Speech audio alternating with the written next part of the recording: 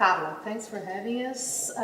Maybe we can start this conversation by you presenting yourself and telling us a little bit about your story with the brand Havaianas. Okay, it's a pleasure having you. My name is Carla Schmitzberger. I'm head of the sandals business unit at Havaianas. It's been exactly 7 years. Yesterday was 7 years that I've had the privilege of managing this brand, a brand which was already very successful when I arrived. So now we've been trying to keep it successful and keep it growing both in Brazil as well as internationally. I guess that we can say that Havaianas is one of the most democratic brands that we have here in Brazil. And this is an attribute that is perceived by almost all the consumers in touch with the brand.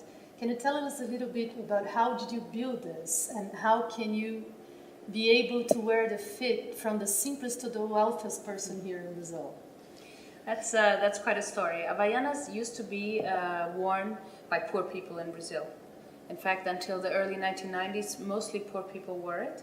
However, there were a small group of people, wealthier people, that were wearing the product, but they were wearing it at home and they were embarrassed to be seen with it because it was considered a poor people's footwear.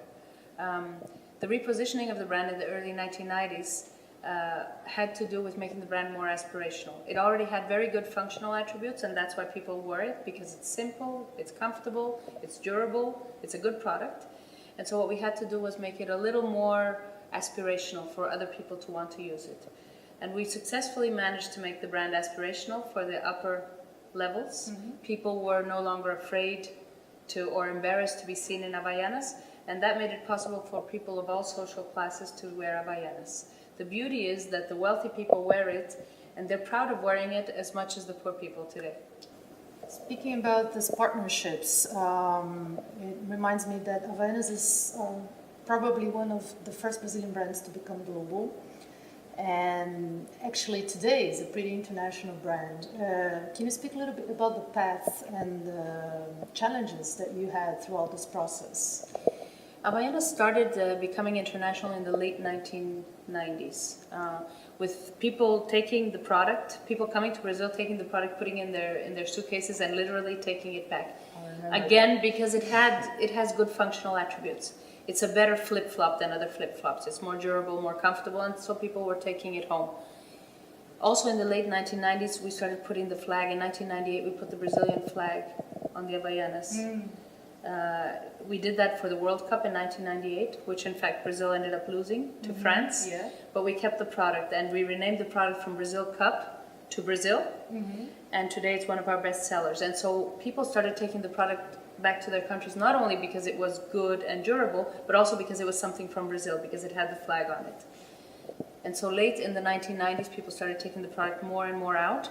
And in the early 2000s, we started working more effectively with distributors worldwide to start distributing the product.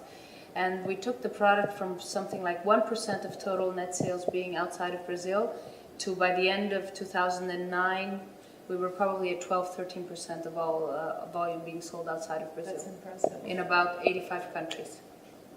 And talking about digital, no? We're talking about franchisee, proprietary stores, and how digital is helping Havaianas to grow. Well, digital clearly in the globalized world is critical, no? So much so that in fact we unified the Facebook. We had different Facebooks in different countries. We unified the Facebook a couple of months ago or half a year ago or so. And which language do you speak in that?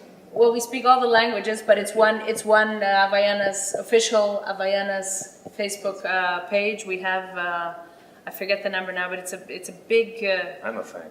It's a big number of fans and growing, and that way we're able to. In each country gets to post their own news or their own things, but it's one global Facebook page because we need to be consistent in the world, and that's why the digital is so important.